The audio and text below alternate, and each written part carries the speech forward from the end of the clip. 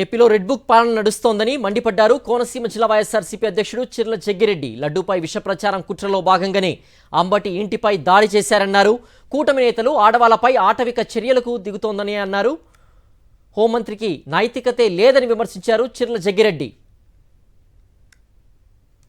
అంబటి రాంబాబు గారు ఎవరైతే వాయిస్ ఉండి ఈ తెలుగుదేశం ప్రభుత్వం చేస్తున్న కూటమి ప్రభుత్వం చేస్తున్న తప్పుల్ని ఎండగడుతున్నారో అట్లాంటి వాయిసెస్ ఉన్నటువంటి అంబటి రాంబాబు గారు లేదా జోగి రమేష్ గారు వారి మీద ఏదో కార్యక్రమం చేస్తే వేరు, కానీ ఆ రకంగా కాకుండా వారి ఇంట్లో ఉన్నటువంటి ఆడవాళ్ల మీద ఆటవికమైనటువంటి చర్యలు చేస్తూ దానికి ఇక్కడ ఉన్నటువంటి స్థానికంగా ఉన్నటువంటి ఎమ్మెల్యేలు ప్రాతినిధ్యం వహిస్తున్నారంటే ఇది ముఖ్యంగా మహిళల పట్ల ఈ ప్రభుత్వానికి ఉన్నటువంటి చిత్తశుద్ధి ఏంటో మనకు అర్థమవుతోంది. ఏదైతే వారు ఇక్కడ ఉన్నటువంటి స్థానిక శాసనసభ్యులు మాట్లాడుతూ మాట చెప్తున్నారు, మేమేదో రెండోసారి వస్తే మీకు దారి ఖర్చులు కూడా ఉండవు పరామర్శలు చేయడానికని.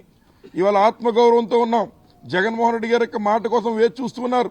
ముఖ్యంగా అంబేద్కర్ కోనసీమ జిల్లా నుంచి కానీ యావత్ రాష్ట్రం నుంచి కానీ మీరు ఈ రాష్ట్రంలో మహిళల పట్ల ప్రవర్తిస్తున్న తీరు ఇవన్నీ చూస్తూ ఉన్నాం. ఆ రకమైన కనుసైగ చేస్తే మీకు ఇంటికి వెళ్ళడానికి దారి ఖర్చులు కూడా ఉండవు ఇక్కడ స్థానిక శాసనసభ్యులు అన్న విషయాన్ని ఈ సందర్భంగా మేము కూడా తెలియజేస్తున్నాం. కానీ ఏదైతే ఒక సంస్కృతి సాంప్రదాయాల్ని కట్టుబడి ఉన్నాం కనుక ఈరోజు ప్రజలంతా కూడా వేచి చూస్తున్నారు. ఇవాళ తెలుగుదేశం పార్టీ వాళ్ళు చాలా మంది ఆనందపడుతున్నారు. ఏదైతే ఒక పులిని లోపల పెట్టామని వారు అనుకుంటూ ఉన్నారు.